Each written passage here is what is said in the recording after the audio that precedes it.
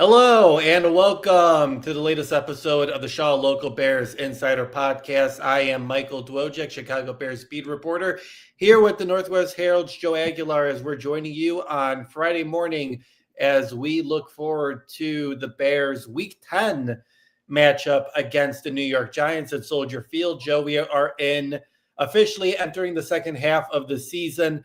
5-3 Bears heading against the 2-7 New York Giants. It's supposed to be a gross game. It's supposed to be, I saw the forecast and it was supposed to be mid 30s, gusts up to 30 miles an hour and maybe lake effect snow. And I was like, awesome. Fall is officially over. Winter is here. And I guess, listen, people are always anti Arlington Heights because of bear weather. Well, you're going to get your bear weather, it seems like, on Sunday. Yeah, it's a little too early for bear weather. We're still in November, early November.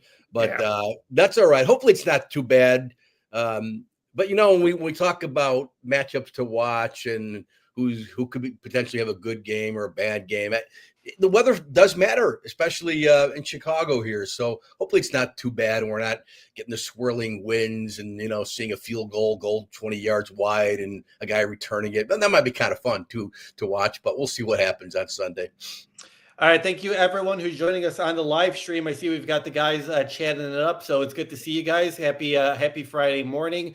Make sure you guys give us a like, the best way to support us. And if you're listening to us on the podcast, just a reminder to also subscribe to our podcast wherever you listen to them. And if you want to be part of the conversation, make sure you join us on our live stream. Always love to hear from you guys and always love to talk to you folks. All right, before we preview Sunday's game, we haven't had a chance to talk since the trade deadline passed. Ryan Poles talked a little bit for five or 10 minutes and hit on some things. The Bears' lone move of the trade deadline, they got a body on the defensive end spot. They traded for defensive end Joe Tyron Shoyinka. They traded a 2026 6th-round pick in exchange for Shoyinka and a 7th-round pick.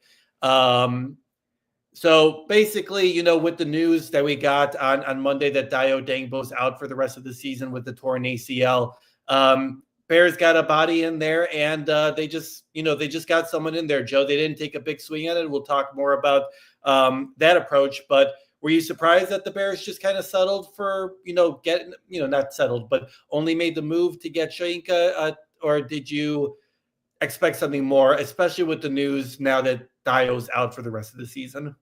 Yeah, well, this is just a gut feeling or a hunch that Ryan Poles really was trying to make a big move. I just don't. When you saw the price of what some of the other guys went for, the guys that were dealt on the trading deadline day, boy, there were some big asking price. I didn't see Sauce Gardner being moved, but then you saw what it cost to get him, 2 first-round picks. Yeah. So, I don't know what Cincinnati was asking for Trey Hendrickson, whether he was going to end up here. It was a long shot anyway. But there were other teams trying to get him, even Max Crosby. So the asking price for those guys probably was so outrageous.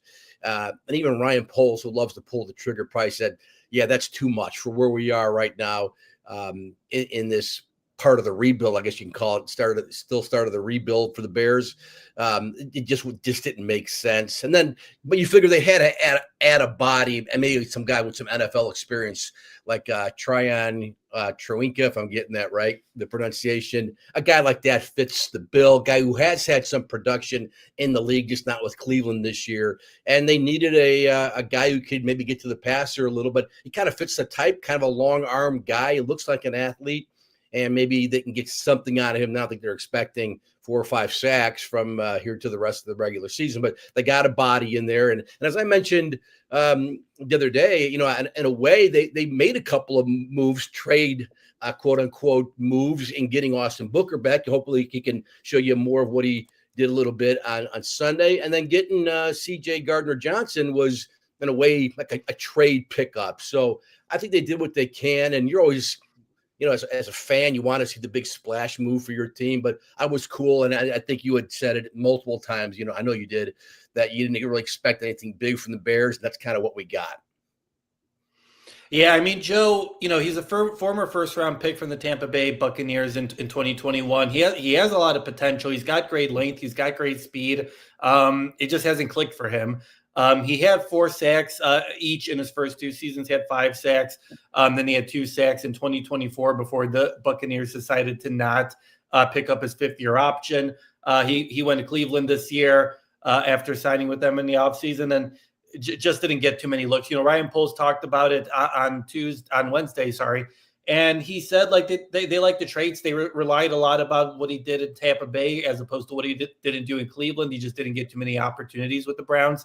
And I don't hate you needed someone. You need a body in there because at this point your defensive ends are Montez Sweat, Austin Booker, Daniel Hardy, and that's it, unless I'm forgetting someone. Like Dominique Robinson is still dealing with an ankle injury. You lost, some of your guys, so you needed a body in there. So I thought it was a good bet. I mean, you just take a bet on a guy. You got a 7th round pick back. You lose a 6th round pick, it just felt like a good bet for me. Maybe the Bears are able to unlock some production out of Joe. It'll be interesting to see, but this really just felt like a move that they needed to make, and they got a body in there, which was good, and we'll see how much of an impact he's hoping to play on Sunday. We'll see how much he does play on Sunday, but he's going to need to make an impact with the lack of depth that they have at the defensive end spot. Other stuff that Ryan Poles talked about on Wednesday, he was asked about their approach toward the trade deadline. And like you mentioned, Joe, obviously we saw a lot of first rounders get traded. Sauce Gardner got traded. Williams also got traded from the Jets to the Cowboys for a 1st and a 2nd. You saw other moves as well. And, Ryan was asked about this, and I thought it was interesting because he very clearly he said that they value in building this thing through the draft. So it wasn't really worth it to them to trade their top draft picks for what was out there. And he said he reached around, he turned every stone. So I'm sure, he did call to Raiders about Max Crosby. I'm sure he did call, about Myles Garrett and Trey Hendrickson and those types of guys. But it seems like the price was too big. And I also thought it was really interesting. He was asked about Ben Johnson's influence. And for lack of a better way, he said that Ben Johnson and Dennis Allen both had to kind of help him look at the bigger picture. And instead of having the tunnel vision of being all right, we're 5-3, we have a chance, let's mortgage the future. It sounded like Ben Johnson and Dennis Allen both had to be whoa, yes, let's look at the big picture here. We need to build this thing. I think both Ben and Dennis are kind of I think they like the guys that they have and are working with what they have. But I'm also sure that they're kind of all right, let's bring our own guys in here, right? Any coaching staff is going to be like that. So it was very interesting to hear, Ryan talk about that, where he was just pretty much I relied on them to kind of help me with the bigger picture here. And it sounded like they kind of needed to be hey, let's not mortgage the future here. I like what we're doing so far, but we got to continue to build this thing through the draft as opposed to going all in on 2025. 100%. And when we saw in the draft too, that draft was more, I think, run by Ben Johnson. I mean, those picks were Ben Johnson type picks. But I'm glad, look, any organization, right, you've got to be secure enough in your position to understand that, you seek help where you need it and you listen to others and you just don't say, look, I'm in charge. I'm making all decisions. I'll listen to you, but I'm making the decisions. To me, that's a good sign of a good leader. And I've been critical of Ryan Poles and who hasn't with some of the draft picks and some of the trades he's made. But that's a good sign to me that he's listening. Not that Ben Johnson and Dennis Allen aren't capable of getting it wrong either, but at least I hate to use what was the word they kept saying at Halas Hall, continuity in the building, which was not good sometimes considering how they've done on the field in recent years for several years. But I thought that's a good sign that he's listening to Ben Johnson and Dennis Allen. Sorry, guys, I forgot I was muted. It was good to see that they were that they had an impact, right? And it's good to see that the partnership is working the way it is. I agree, like you said, it didn't work in the past, and that's whether that's Ryan, whether that's Matt Eberflus's influence and that sort of stuff. I don't know, obviously, but it's good to hear that this is a co-op effort as opposed to Ryan being okay, I'm going to do it my way. let's go all in, as opposed to, because listen, you paid Ben Johnson a ton of money to be your head coach. Like, and he's a great play caller, but it's kind of clear that he also can develop guys, and his coaching staff can develop guys, and sees a lot of traits in guys. So that'll definitely be an interesting thing to watch for. When we get into the offseason. But that's the trades that the Bears decided to make. And we'll see now as they head into the second half of the season. Joe, they play the Giants on Sunday. I titled this game, or this podcast, I should say, "Is this a must-win for Chicago?" And I think it's an interesting question because, can you have a must-win game in Week 10? Like, your season isn't over if you lose this game. But if you look at what you got coming up here, the Vikings look much better than they did a couple weeks ago. You got that coming up. Then you got the Eagles. Then you got the Steelers, the Eagles, the Packers. Then you got the Browns, the Packers, the 49ers, and the Lions to end the regular season. The Bears are going to have the third hardest strength of schedule heading into the final stretch here. If you want to make the playoffs, Joe, this to me feels like a game that you have to win. Like, you cannot lose this game if you want to, be in the playoffs and contend. You're breaking up there a little bit. I think I heard your question, though, and what you were saying. Yeah, I do think it's a must win because look how you're going to be feeling, whether they lose by a field goal at the end of the game or they lose by 20 and they just lay an egg here against the Giants. Regardless, it's going to be more looking, oh my, we thought we were trending forward. We thought we were getting better. And then we lay an egg here at home against a team that's lost 3 in a row, the Giants, and it's 2-7. Yeah. So we don't want to be talking about this come Monday, a bad loss, a loss, period. So that's why it's a must game, right? So, I mean, as you mentioned, who's ahead here in the second half of the season, there's not too many games where you say, yep, that's a W, that's a W. It's like this game, the Browns, I think you're going to beat the Packers at least once, and that's sure. I think you got a good shot to beat the Vikings, but we'll see here. Can they build off last week? And defensively, can they get a little better and not have another one of these games where teams are just passing at will, and we don't want to see Jackson Dart go Joe Flacco on the Bears and throw for 470, or run for 170 because he's got that ability, Jackson Dart, to run. So yeah, I do think it's a must win, especially at home. Look, you're at home against an inferior team. We can agree on that. And a team that's without some, we talk about the Bears injuries and Jalen Johnson in particular. I mean, they're without Malik Neighbors, and Cam Scadaboo, who's having a great start to his professional career. So I would say, I know kind of like you said, it's week 10 counting the bye week. It is a must win for the Bears. Yeah, I think it is. And Robert brings up a good point. Good to hear from you, Robert. For the win column, but also the confidence and belief ready for the difficult teams coming up. I would agree with that, Mike. And I think there's something to that where you got to win these types of games to grow as a team, right? Like, you need to build that confidence. And I think they're starting to do. I think they've gone through, these types of games where they win these late game situations. And that does a lot of confidence, but you also need to take that step. And Ben Johnson was talking about this earlier this week about that killer instinct where you got to put teams away. You got to not let it get to Caleb throwing a 50-yard touchdown to Colston Loveland, to Josh Blackwell blocking a field goal as time expires, to, Jaden Daniels fumbling the ball and then moving the ball down the field for Jake Moody to hit a game-winning field goal. I think, those are really important moments that you can show that you can win in those types of situations.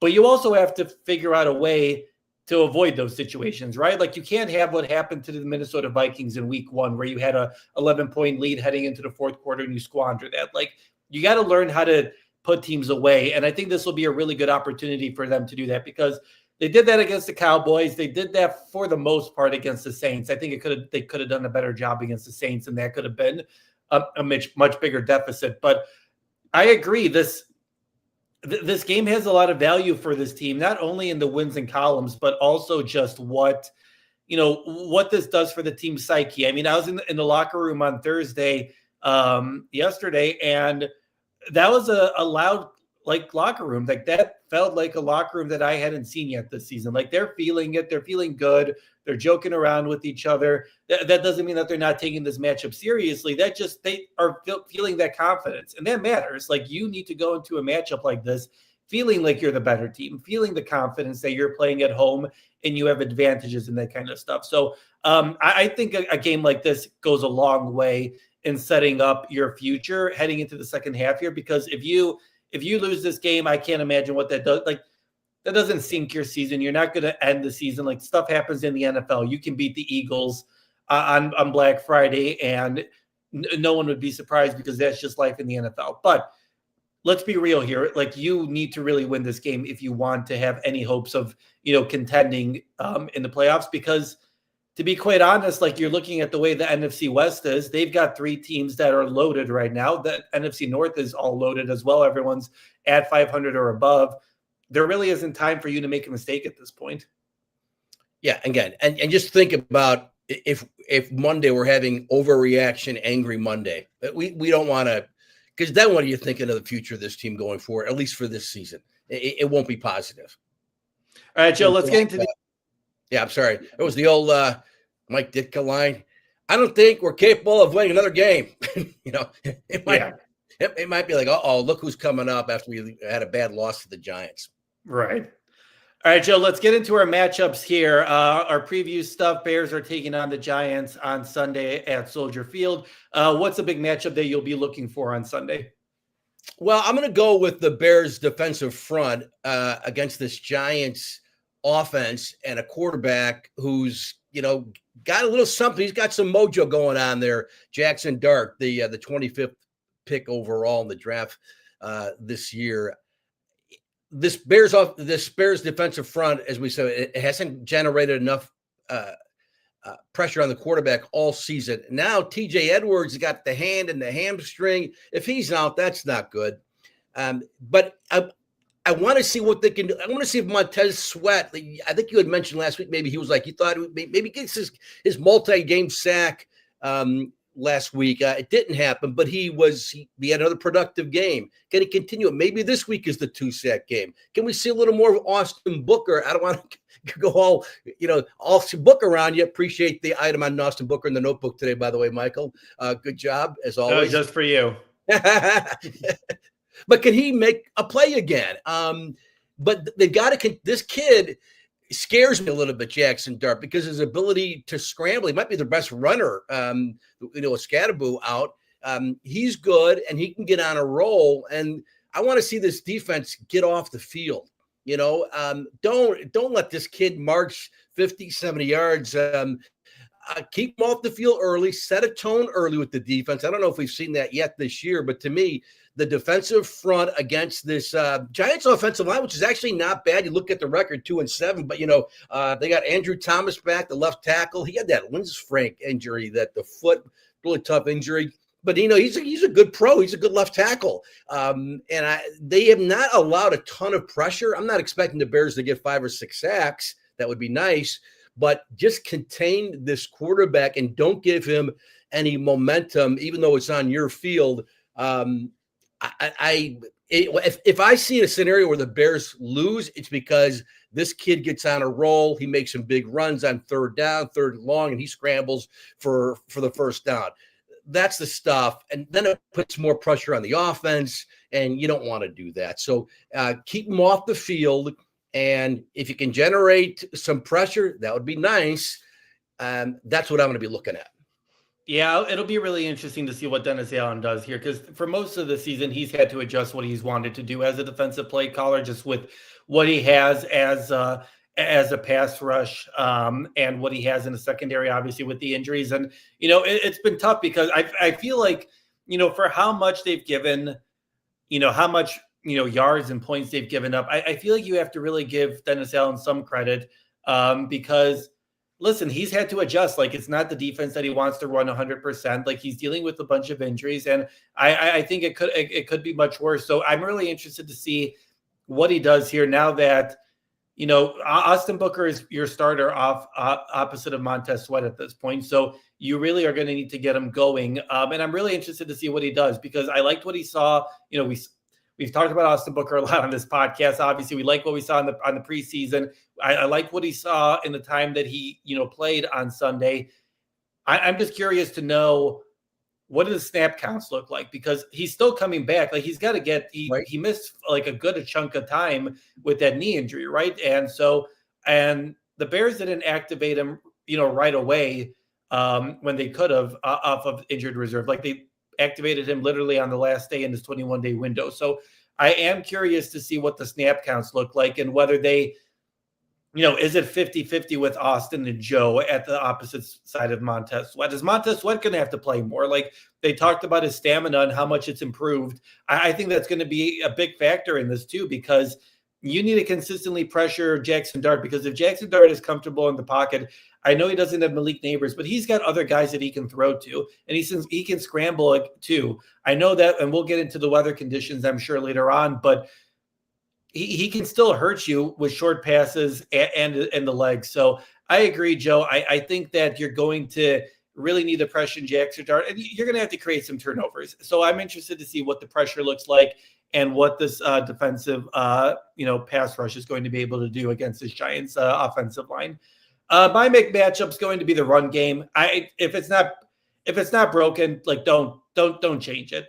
Yep. You ran for a record total against the league worst Bengals last week. The Giants are the second worst run defense. It's going to be terrible conditions on Sunday, predictably.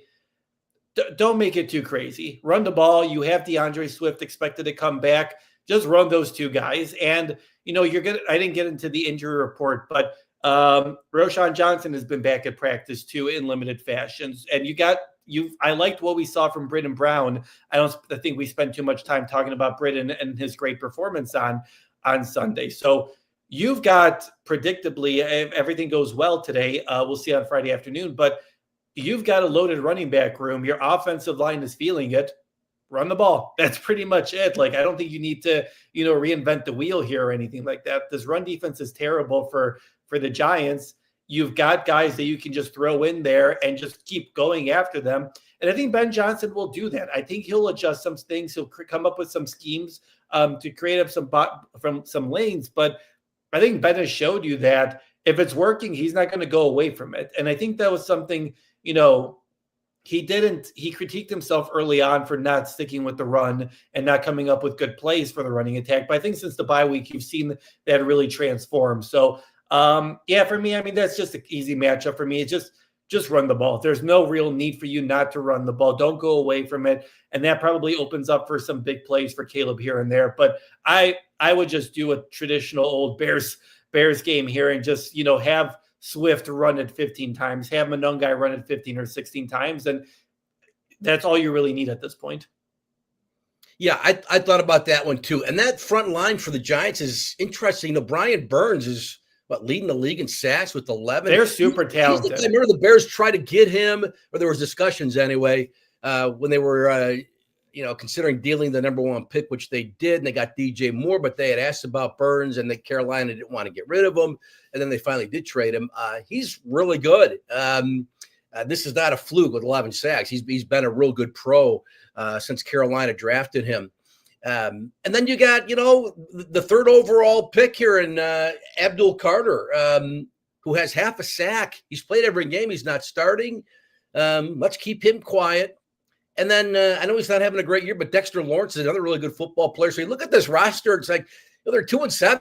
It's not like this team stinks. And they're a weird team too. I can't figure them out. I mean, they lose to the Saints. They beat Philly. They're capable, Again, would the world be shocked if they beat the Bears Sunday? No, because like you said before, it's the NFL, things happen, but they have that ability. But the running game, for sure, getting back to your point, 100% run the ball, and we'll see how bad the weather is. We got the swirling winds, and it's a little rainy or maybe snow. It's slushy.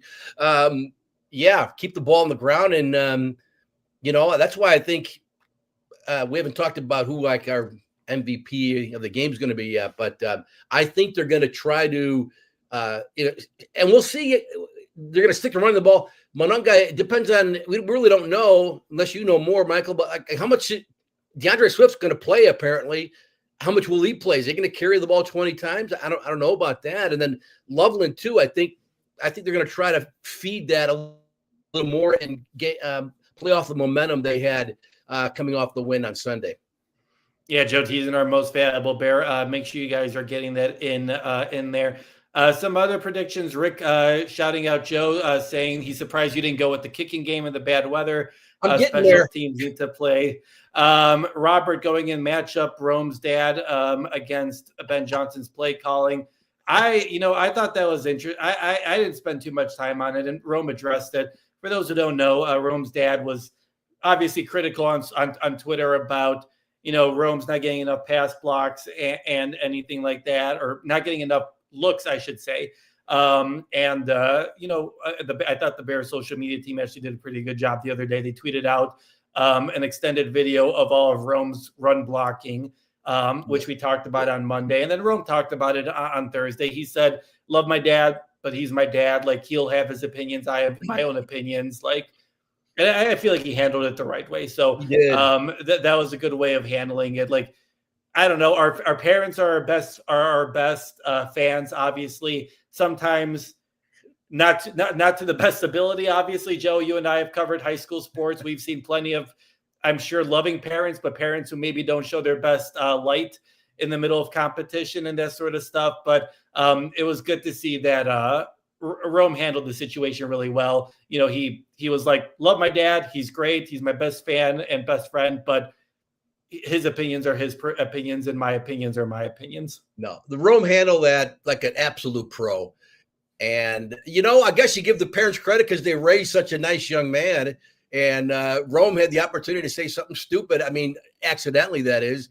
And he didn't. So you give the parents credit for that, too. But, yeah, dads will be dads, right? Moms will be moms. And whether it's Pee-wee ball or it's high school, I'm sure it happens in the college level, too, or it's pro ball. Sometimes the parents just can't help themselves. Dang social media, Michael. All right, Joe, let's get into our surprise predictions here. What is one surprise prediction you have for Sunday's game? Well, I'm kind of stealing this from you, and I think one of our listeners from the past weeks here. We saw how many trick plays after trick play last week, and they all worked, basically. I'm going to go with an offensive lineman catching a pass. I think you predicted maybe last week or 2 weeks ago, maybe Ozzie Trapillo. I'm going to go with Darnell Wright, who's been playing better. He's been getting the praise he deserves. I'm going to go with Darnell Wright getting a target, and he better catch it. But I'm going to go with Darnell Wright. I think you don't go from 4 or 5 trick plays in one game to none the next. There's something up Ben Johnson's sleeve. That bag hasn't been completely emptied. I think we'll get a target to Darnell Wright. What the heck? You've been listening to Ben Johnson, Joe. I thought, he was asked about Darnell Wright this week, and I'll have a feature on Darnell on Saturday, so make sure you check that out. But he was asked about Darnell, and he called him a unicorn, and he said, he just has this great athletic ability, and like he can do a lot of things for us. And as soon as I heard that, I was like, Penei Sewell? Like, are we going to run the Penei Sewell play? Like, as soon as I heard that, I was like, what do you have coming up there? Like, I've since the beginning, ever since Ben Johnson has been hired, has said that Ben doesn't say stuff on accident. He's very deliberate about the stuff that he talks about and the thing he says and puts out to the press. And as soon as I heard that, I was like, okay, I am interested now. And I'm curious to see, what do you mean he's a unicorn? And what does that mean for Sunday? So I like that prediction. I like that a lot. I think that's a good surprise prediction. I definitely think that, especially in a game like this, Ben Johnson loves momentum. And if he has momentum, he's not afraid to put it down his opponent's throat sometimes. And I can see a trick play like that where they get Darnell involved a little bit in the passing game. So I like that play a lot. My surprise prediction is going to be that, I don't know whether I think Cairo Santos actually has a good game in these tricky conditions. Wow. And I think and what I mean by that, I think he'll be dependable from 40 plus. I don't know if I can go 50 plus just based on the conditions and that sort of stuff. And just as, general leg strength, but I think he'll be consistent for you for 40 plus. And I think I think that early on in the game, the wind's going to get a little bit into the, or I think there are going to be some inconsistencies offensively early in the week in the game. So I think they're going to have to rely on Cairo a couple times there, and I think he makes it because there's something to the familiarity of playing in Soldier Field in those types of conditions. And the Giants kickers, they're already dealing with. They don't know if their starting kicker is going to be able to be playing because of a neck injury. They might have to rely on the backup. I heard some thought about, do the Giants sign Jake Moody off the Bears practice squad so he can play in Sunday's game? And I was kind of like, has that ever happened? Like, I was kind of curious about that. And I mean, why wouldn't you? Like, why wouldn't you get the guy who's used to playing there, right? So I thought that was interesting. But I actually think that Cairo will have an impact, a good impact in Sunday's game because of his familiarity with how bad the winds can get at Soldier Field. That's a good one. And this is this leads to this. I heard on Sports Talk Radio, I think yesterday, earlier in the week, someone said, brought up the question, is this a prove-it game for Cairo Santos? Now, I don't, and someone said, well, you can't cut a kicker if he misses, a couple of field goals and the winds are swirling at 40 miles per hour. It is interesting, though, because this is the reason why you have Cairo, right? The experience of kicking in Soldier Field with the swirling winds. And you got to make those. It's important. I mean, forget about making the 55, 60 yarder. We're not going to see that from Cairo. But you got to make the ones from 40 in. And can you navigate this wind and show your experience? Now, if he has a bad game, all of a sudden it's like, well, this is the reason why we have him on the team. And if he can't come through in these conditions, maybe we got to look at Jake Moody.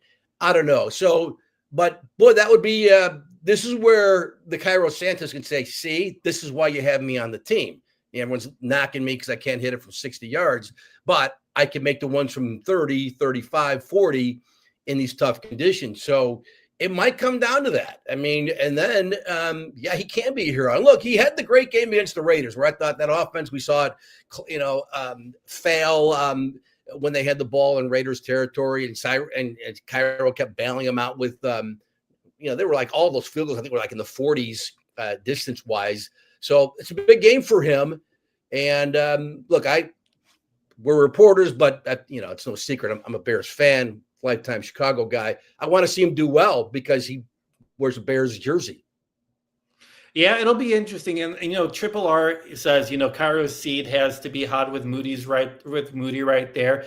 And I don't know if that's true because, it was interesting because, Richard Hightower, we talked to him on Thursday, and he said that essentially, the two misses that Santos had on Sunday weren't really on Santos. Yeah. The first block, which, was negated because of the Bengals penalty, he said the snap, the hold, the kick, all of it was bad. Like the whole process was bad. And that's why he missed there.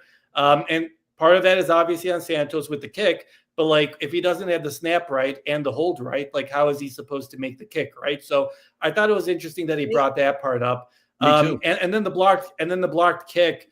Richard Hightower said that the C gap, which is between the tackle and the tight end, no penetration there at all, and that's how they were able to block it. So essentially, and Richard Hightower, to his credit, has been Cairo Santos's big defender ever since the two have been together here. But he did say that he essentially was kind of like, well, not really on Cairo, like that they were two different blocks that were not really his fault. And I agree with the leg strength. I don't need to get into the whole Cairo. Every week I feel like we get into the Cairo Santos thing when there are much bigger fish to fry in this team than Cairo Santos and the kicker situation. But it is interesting to hear him say that. Rick chiming in with his surprise. Cairo misses it and Joe loses his mind Monday morning. Robert chiming in, surprise would be if we limit them to their own half and kick returns. I think that would be a big surprise and a big return or a big improvement for the special teams unit. All right, Joe, let's get into our most valuable Bears. Last week you went with Caleb Williams. You used your second quarterback pick. I went with Rome Odunze. You can't measure blocking on fantasy points, unfortunately. So Caleb wins, and you've tied this up 4-4. My huge lead has just gone away.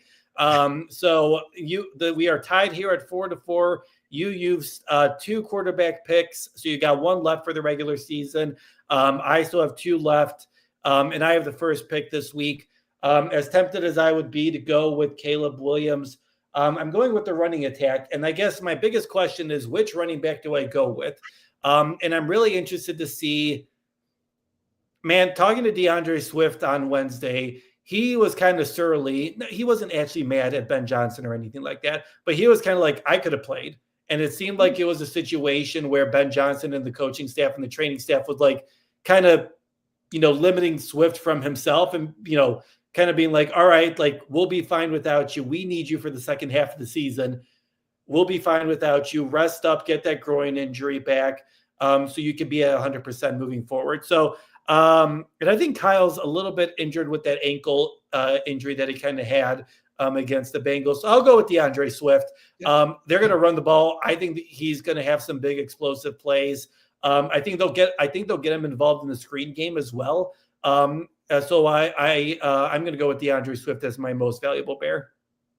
Good one. I was actually thinking the same thing as you were, and like, well, who do you go with? Because how much will DeAndre Swift play? I just can't fathom him getting 20 carries a game. Maybe he does. Maybe he is healthy. But I wish the Bears would have had that approach with some other guys during the season. They've had so many dang soft tissue issues with players. It's getting kind of aggravating. Not getting it. It is aggravating. Right. But I was thinking either Monangai Swift but I'm going to go with Colston Loveland. I just think that was such a positive sign Sunday against the Bengals, the connection with Caleb and Loveland. And if it is a little nasty with the weather, I mean, you're not asking Loveland to run, 30 yards down the middle of the field like he did on the last play from, the last play for the Bears, the game winner against the Bengals. So I think you'll see some just shorter passes. And every time this kid's caught a pass in a game, it's like, boy, you see it. So I think that was really needed for this offense going forward, this connection here and seeing what a weapon he can be. I didn't realize the stat about him, like first 100 plus yards, 2 touchdowns in a game since Ditka. I mean, holy smoke. I'm surprised Greg Olsen didn't do that. I know they probably would have had Mike Martz not wanted to get rid of him. Right. Embrace the tight end position as opposed to trading it away. Yeah. So I'm going to go with Loveland, though. I think they got it. Rome's not going to have back-to-back 0-catch games. I think they'll try to, even if it's early, get him a dang reception, even if it's a screen, and get off the schneid with that. You don't want that. And Rome is too good of a football player. You need to get the ball in his hands. But I'm going to go with Loveland. And I hope I'm not let down like, oh, he had 2 catches for 11 yards. On Sunday, I think you can get him the ball. You need to get him the ball because we see the things he can do, and even that we talked about a little bit on Monday. The first touchdown pass to Loveland, the timing of that play, and getting the big tight end involved on the 5-yard touchdown pass. You look at it again; it's really an impressive throw by Caleb. And you can see what Loveland can do for you. Not only inside the red zone, but closer when you're inside the 10. But get him involved. So I'm going to go with Colston Loveland. I'm not that I'm expecting 118 yards, whatever it was he had again against the Bengals, but I think he'll have a big game. CJ agreeing with you. He's going with a double dip. He's going with Komet and Loveland to have a day as his most valuable Bear. Robert chiming in. He's going with Rome to be his most valuable Bear. So it'll be interesting to see. I realize, sorry guys, I didn't give you guys the injury report at the start of the podcast, but I'll do it before we get to his predictions. Injury report was big this week. We had a lot of different guys. It just seems like Wednesday is going to be that day where I feel like guys are just going to rest. And I think they're going to be, if they don't need to practice on Wednesday, they're not going to practice on Wednesday as we head into the second half of the season. You saw DJ Moore, Rome Odunze, Kevin Byard, all didn't practice on Wednesday. They all returned on Thursday. The latest report on Thursday, Josh Blackwell didn't practice with a concussion. Dominique Robinson is out with ankle injury. Jude Tooney didn't practice because of rest. He's not going to practice on Thursdays. You don't need to worry about Joe Tooney. Joe Tooney is more than fine. He is, he's so we haven't talked about Joe Tooney at all this year. And that just tells you what kind of Hall of Famer he is because He's never showed up at all as a problem for this team. The biggest concern is TJ Edwards, right? Like he's got a hand and a hamstring. I would assume the hamstring is the bigger problem there. So it'll be interesting to see whether he can get back out there on Friday today as they kind of get in their final preps here. He left the game on Sunday. He came back into the game against the Bengals, but you'll need him to get back in there, Joe, because I think you've seen, you know, it hasn't been perfect by any means, but TJ just plays a big factor in that defense, especially when you have him there with, you know, TJ, Tremaine, and Noah. Yeah, that's the one I'm concerned about. We'll find out today, right? If he doesn't practice today, he's not going to play Sunday. That's the one that, darn, it's aggravating because just when you got him back and you're seeing, even though they've given up a lot of points to the Bengals, he's a good football player. He's not a Pro Bowl player, but he's in that next level below. He's a little limited athletically, but he's a sure tackler. He knows where to be, and I trust TJ Edwards. And they need more guys on that defense that you can trust. So they'd be another guy down. I'm not optimistic he's going to play. Hope I'm wrong, but that's a big one to me. That's the big takeaway. And getting back to Odangbo, you know, we barely mentioned him, which is disappointing this season because of the lack of production. And this is just a wasted year. I mean, that was an absolute dud. No production. Then he gets hurt. Now he's going to miss the rest of the year. So that was tough to hear that because you'd figure, well, he's got to get better. He can't be much worse. He'll get better, right? And well, now we're not going to get that opportunity to see that if he can. So, but TJ Edwards, tough loss, but boy, that I don't want to see this kid darting, pun intended, all over the field come Sunday. Other encouraging news, Luther Burden and Cole Kmet were both full participants on Thursday after they've been dealing with their concussions. You obviously want both of those guys back out there. And DeAndre Swift and Kyle Mononga were both full participants. They were both limited on Wednesday, but full participants. So barring a setback on Friday, you're going to have your full team of guys out there. All right, Joe, Sunday afternoon in Soldier Field. It's a Fox broadcast after a couple CBS AFC matchups. Bears are taking on the 2-7 Giants. A lot of history between these two teams, obviously, from the founding of the NFL. What happens on Sunday afternoon, Joe? Bears win. They have to win. Bears win. I'll say I think the offense, which has been trending in the right direction, I think they score 31. The Giants are going to score. Everyone scores on the Bears. I'm going to say I'll go 31-21. That sounds right. I like that. I think, like we hit on the top of the podcast, this feels like a must win. You got to win this game if you have any hopes of making the playoffs. You just can't. You can't lose these type of games. Like I think the Baltimore game was a lost opportunity. That's going to happen in the NFL. And if they lose this is just going to be a lost opportunity for their playoff host because we've hit on it ad nauseum, but like it gets hard now. Next week, you're going to the Minnesota. You're going to that, to US Bank Stadium where it's super loud. It's a hostile environment. You're going against Brian Flores. JJ McCarthy seems to have figured some stuff out with, Kevin O'Connell. It doesn't get easy from now. So this is a game you need to win. And I think the Bears live up to the moment. I think they just run the ball. I just think that they run the ball up and down the field. They're able to get easy penetration against that Giants defensive line. I'm going to go, I think the Bears put up some more points here. I'm going to go with a 34-17 win by the Bears. I think that's bigger than the spread. I feel like this is a game that they put away. I think that Ben Johnson is challenging them to put away this game against the team you're supposed to. So I'm expecting that. So naturally it'll come down to a game-winning field goal by Cairo Santos at the end because, it doesn't go as we expected, as we saw against the Bengals. No, it never does. 19-yarder to win the game. Bears win. Dun, dun, dun, dun, dun, dun, dun, dun, dun, dun. A 19-yard field goal that somehow flips almost all the way through because of the 30-mile-per-hour winds. But yeah, we've got Bears winners. Rick chiming in. He's got 35-16 Bears. Robert going, I'm unsettled with the positivity going into this game. It's unnatural. And then Robert flipping, heck, guys, I feel like you're cursing us here. I'm just giving you the predictions, Robert. This is what they pay me to do. I just tell you what I think is going to happen on Sunday. Whether the Bears actually do it or not, I can't be held responsible for that. All right, that's everything we've got for this episode of the podcast. Thank you so much. Thanks to everyone who joined us on the live stream. It's great to get all your guys' conversation, predictions, all that kind of stuff. Make sure you guys give us a like there. Always appreciate you guys joining us. If you're listening to us on the live stream, thanks so much. Or if you're listening to us on the podcast, thank you so much for listening on the podcast.